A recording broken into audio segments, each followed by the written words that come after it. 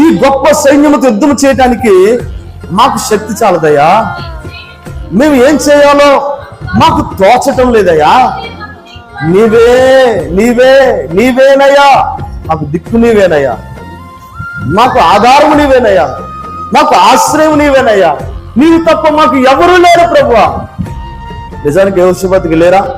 సైన్యం ఉంది, అతను ఒక రాజు, అతను ఒక దేశానికి రాజుగా ఉన్నాడు, అతనికి సైన్యం ఉంది, ఆయుధములున్నాయి, రథములున్నాయి, గుర్రములున్నాయి, రౌతులున్నాయి.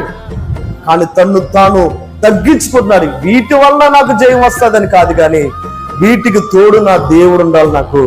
నా దేవుడు ఉంటే ఇవి ఉన్నా లేకపోతే జయం వస్తుంది. ఇవన్నీ ఉన్నంత మాత్రాన నా దేవుడు నాకు లేకపోతే ఈ రథములతో, ఈ ఆయుధములతో, యుద్ధ సైన్యముతో నేను జయం పొందాలంటే అది అసాధ్యమే. ఎప్పుడు తెలుసుకుంటాం మనం ఈ సత్యాన్ని? ఏమండి, డబ్బు ఉన్నప్పుడు దేవుడు గుర్తుకు రావట్లేదు మనకి, ఆరోగ్యం ఉన్నప్పుడు దేవుడు గుర్తుకు రావట్లేదు మనకి, అంతస్తు ఉన్నప్పుడు దేవుడు గుర్తు రావట్లేదు మనకి, అన్ని సౌకర్యాలు ఉన్నప్పుడు, అన్ని బాగున్నప్పుడు దేవుడు గుర్తుకు రావట్లేదు మనకి.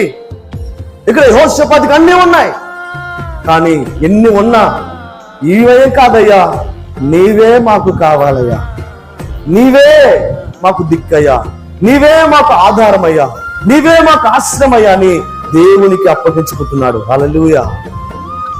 రోజు మనం నేర్చుకోవాలి. మన దగ్గర డబ్బు ఉండొచ్చు ఒక పని చేయటానికి, అయినప్పటికీ ఆ డబ్బుని అక్కడ పెట్టి, ప్రభువా ఈ డబ్బు ఉందని కాదయ్యా, ఇది కూడా ఇచ్చింది నీవే, నీవే సహాయం చేయకపోతే ఈ డబ్బు వల్ల నా వల్ల ఏమీ అవదయ్యా, నీ కృప దయచే ప్రభువా అని ప్రార్థించి ముందుకు వెళితే విజయం నీకు వస్తుంది. హల్లెలూయా. దేవుడు హర్షిస్తాడని మనం చూసి